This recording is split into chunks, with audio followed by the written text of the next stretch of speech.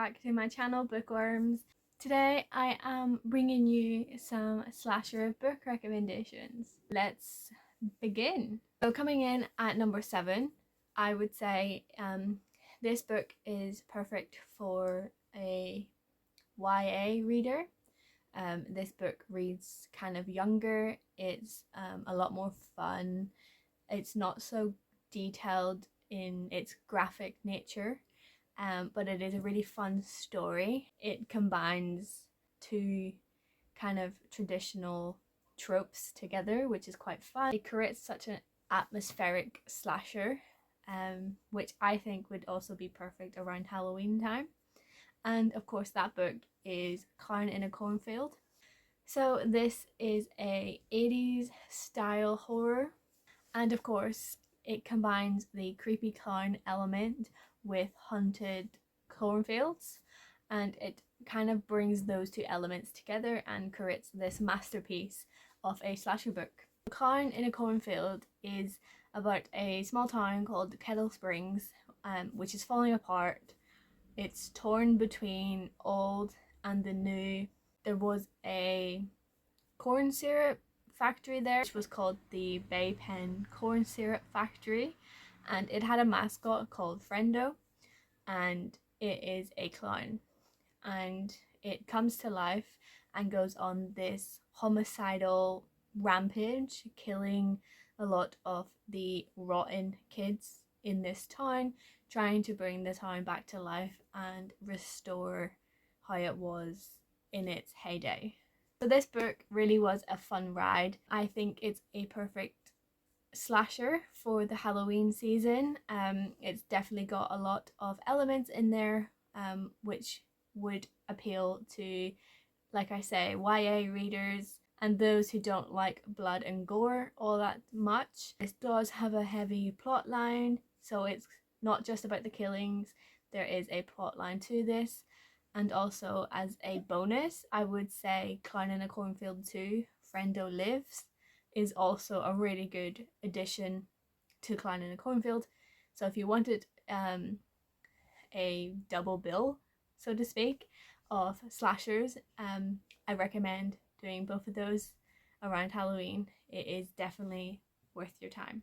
Coming in at number 6, so I wanted something that wasn't just showcasing slashers and heavy on the kills. I wanted something that showcases the commentary element, something kind of unconventional that's not solely based on the amount of kills. So the next one, coming in at number 6, is one that isn't your typical slasher. Not a lot of people have enjoyed this, but I think it would appeal to the person who enjoys a more thought-driven storyline.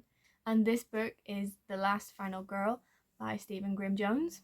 So this book, like I said, is very unconventional. It brings in the slasher trope from the movies into novel form. It's written in a way that it comes across as a screenplay, and we have multiple POVs running throughout this story, and they quickly interchange between the different POVs. So it's definitely created like a movie script, and it's an interesting way to go about a slasher book. So that is my pick for number 6, which is something a little bit different but still has that slasher element in it. Now we move on to number 5, and I had to include a classic, and for this I've picked one that many people will already know about, and it is something that I've read just recently, and by recently I mean this year, and it is Psycho by Robert Bloch. So this book is definitely a good classic slasher to read. We follow Norman Bates, who is the owner of this motel, and we kind of follow his descent into madness, but also there is some brutal killings and descriptions in this story, so it's definitely a perfect slasher to read. Again, I would say this is one that you should read around Halloween time. And then coming in at number 4, picked something that I enjoy, and it is mixing the polar horror with the slasher trope.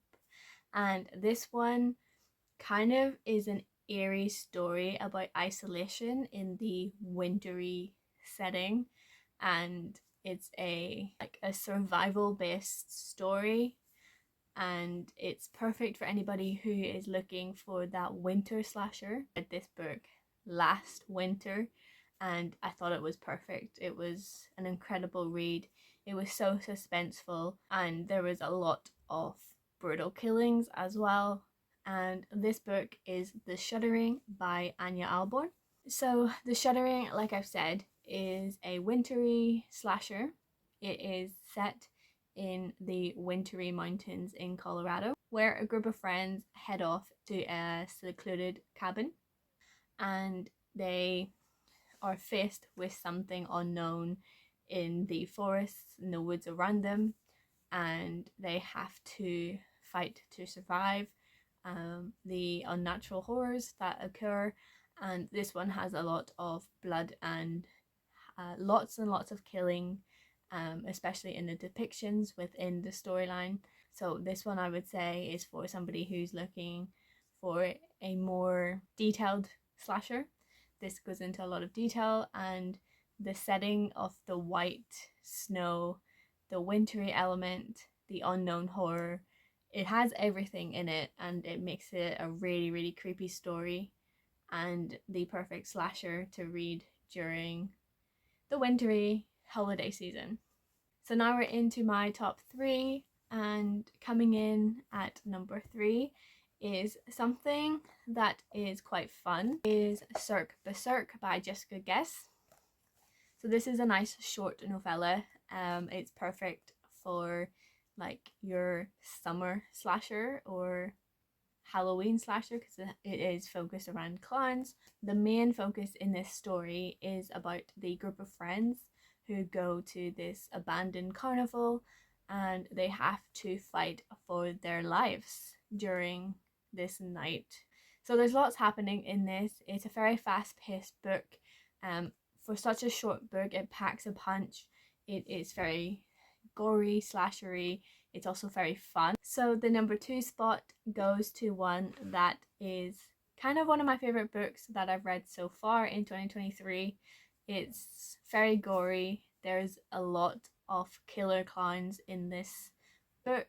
It's so unique in how it's written. I read this during the Easter holidays, but I think this would be perfect around Halloween or in the summer. And that is The Cotton Candy Massacre by Christopher Robinson. I've talked about this book 1,000 times already on this channel. I loved it. It was incredible. I have a full review on my thoughts in a clown vlog that I did, which I'll leave down below, so you can go check that one out.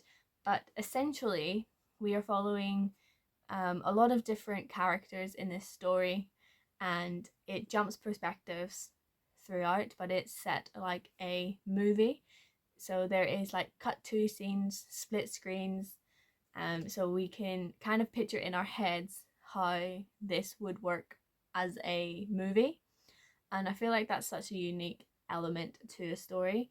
Basically, the character in here reopens an abandoned carnival and starts to create her own with a lot of these creepy clowns. And then we have a group of friends who turn up. They all have their different backstories, which we learn as well throughout this book, and they are trying to fight to survive the crazy carnival that this is. So Bumpkin's Bonanza is what the carnival is called, and yeah, it's just a fun fest of blood and killing in this, and it is a weird story to read. It is a more extreme version of a slasher book that I have been talking about so far. So if you are interested in picking up a weird slasher book, then I would highly suggest The Cotton Candy Massacre. And finally, I'm coming in with number 1, and this book is going to be a recommendation for all of those movie buffs who love a slasher movie. This book is, of course, My Heart is a Chainsaw by Stephen Graham Jones. We follow Jade Daniels, where she's trying to pass the last assessment of her school career, and she uses her incredible knowledge of horror movies and more specifically slashers to complete this. And she has to start using this knowledge to solve her town's mystery. And yeah, and we have a final girl in here, and Jade is obsessed with finding the outcome and stopping the serial killer. So this book is so good. It has a lot of movie references, which is why I thought it would be perfect for those movie buffs who enjoy slasher movies. This one is so good. And again, as a bonus, the second book in this trilogy, the Lake Witch trilogy, is out as well. Don't Fear the Reaper is another option as a slasher story. Don't Fear the Reaper has a lot more descriptions of the kills, whereas this one kind of focuses more on the movies and Jade's references and using that to solve the mystery. Whereas in Don't Fear the Reaper, there is more killings because we follow the serial killer's perspective at some points.